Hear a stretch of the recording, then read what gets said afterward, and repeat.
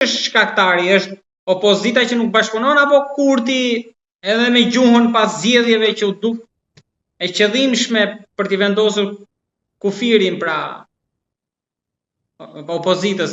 Juve si mendoni? Këtu thash e para është një herë përcaktimi kushtetues është dobësia e kësaj.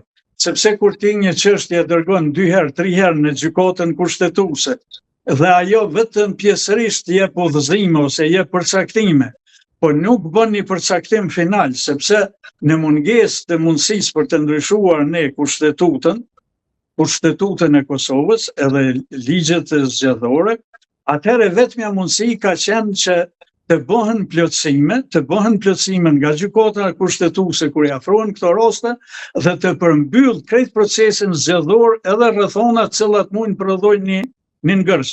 Do të thotë fillojna me ligjet, pastaj vazhdojmë me gjykatën kushtetuese që nuk e ka shfrytzuar rastin me u dhënë zgjidhje këtyre problemeve të shkaktojnë ngërçet, jo vetëm për këto zgjedhje, po asnjëherë të mos kemi ngërçe tjera pas zgjedhjeve të ardhshme që do të vijojnë, e pastaj vjen intoleranca në mes partive politike për mos të bashkëpunuar mes veti.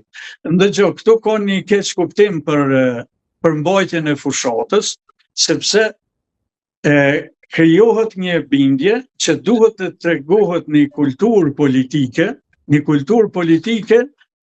shumë kontradiktore, sikur të shkohet në fushat, jo ti që të shpalos programin ton, të ngrit dhe të madhron vlerat e tua, sukseset e tua, por sikur e ke për detyrë ti thur tash lodh kundërshtarit dhe ti bën elozhe atij, e kjo qenë ka fushata parazgjedhore e nivelit lartë dhe shumë e kulturuar.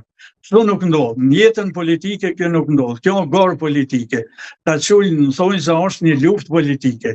Debatin nxehet edhe në Amerikë, nxehet edhe te partitë politike në Evropë, normal që nxehet edhe te vendet tona, edhe në Shqipëri, edhe në Kosovë, edhe në rajon. Do thotë asgjë nuk ka diçka të veçantë jashtë fjalorit politik që kanë përdorë partitë politike. Ndërsa kur don të gjen një shkas, edhe e ke qëndrimin të mahershëm, atëherë është shumë lehtë. Ti do të thu se ky ka dhënë një deklaratë, kështu na ka thujt, kështu na ka përmend me terma pejorativ, po në fushat parazgjedhore politike kjo është terma ta quaj normal në thojza, sepse gjithkush i bën argatin vetit e jo atij që e ka rival.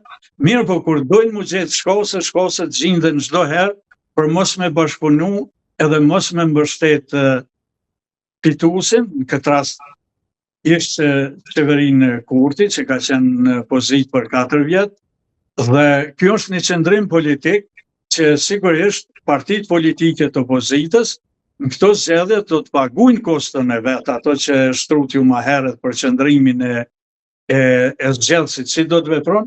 Mirë, po edhe në lëshimet që ka pas pala e opozitës ose që ka qenë qeverinë e detyrë, sigurisht edhe ajo do të paguaj kostën e vet. Kjo është krejt normale, do të shkojmë te sovrani dhe ai do t'u tregon si më thon vendin, edhe do t'ju jep hakun. Zoti Shala, ju jeni dakord me përcaktimin që bëhet një pjesë nga analistët dhe media që Kurti e çliroi veriun duke rikthyer sovranitetin atje? Fillimisht duhet të përcaktohemi tek terminologjia. Veriu ka qenë në kuadër të Kosovës, në kuadër të qeverisë së Kosovës, në kuadër të Republikës së Kosovës, i cili ka qenë i mbikëqyrur nga forcat ndërkombëtare të korit dhe nga prezenca e policisë së Kosovës. Mirë, po nëse e themi në mënyrën simbolike, është shumë e vërtetë se kryeministri Kurti me 4 vjet të qeverisjes së tij e ka rikthy sovranitetin e qeverisë së Kosovës në veriun e Kosovës, sepse janë heq strukturat paralele, janë heq institucionet që kanë qenë si zgjatim i Serbisë në territorin tonë edhe të shpërndorura gjithandej, dhe kjo ka meritat e veta kjo qeveri, konkretisht kryeministri Kurti, sepse është shtrinj qeverisja e Kosovës në gjitha sferat e qeverisjes në veriun e Kosovës dhe tash veprohet me ligjet e Kosovës edhe andej.